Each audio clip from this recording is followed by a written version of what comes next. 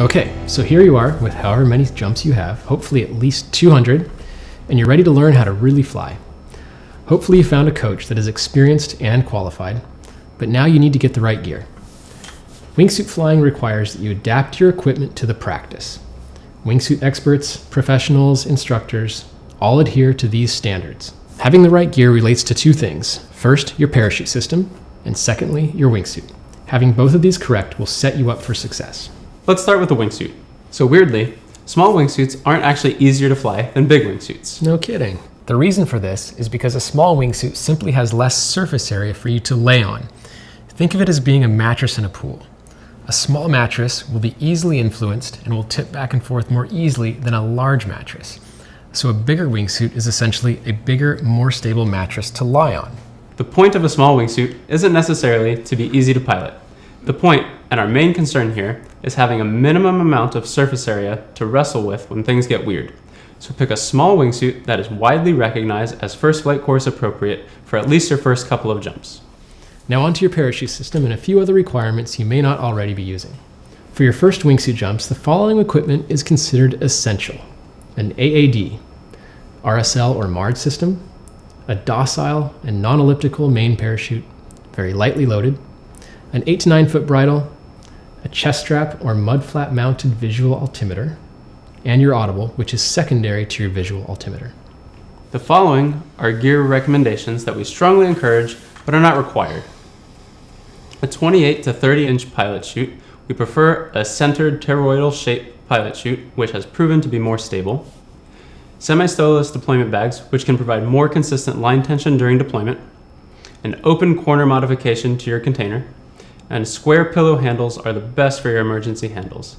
D handles are not ideal, but can be tolerated. So if you started asking yourself, well, why do you use that for wingsuiting? Or might that have a negative outcome? That's good. It means you're following the correct path already, which is to ask questions. Why do we use an RSL or MARD, for example? We do recognize the issues that these systems can create, and we don't criticize jumpers who decide not to use them as long as they take the time to make that decision based on good information. Here's a brief look at why some people don't use RSLs or MARDs when flying wingsuits, why we do, and why nobody is wrong. Some people decide not to use RSLs or MARD systems because of the potential for an unstable reserve deployment. Very often when flying wingsuits, when we cut away, we're in a back to relative wind configuration, and we're in line twists, possibly with a parachute that might be in an accelerated turn. But we jump very docile main canopies, and the chances of a high speed turn and high vertical speed malfunction are low, statistically very low. Line twists happen sometimes, but under a wingsuit specific canopy, the chances are that your parachute is going to be flying straight and level with those twists. If you pull at a normal wingsuit altitude, then you do usually have lots of time to deal with them in that situation, which is, again, under a straight and level parachute. Obviously, if your parachute's turning or if your sink rate is anything other than perfectly slow, then don't delay, cut away. We do not advocate fighting line twists. But line twists under a straight and level parachute are truly not a big deal if you know what to do.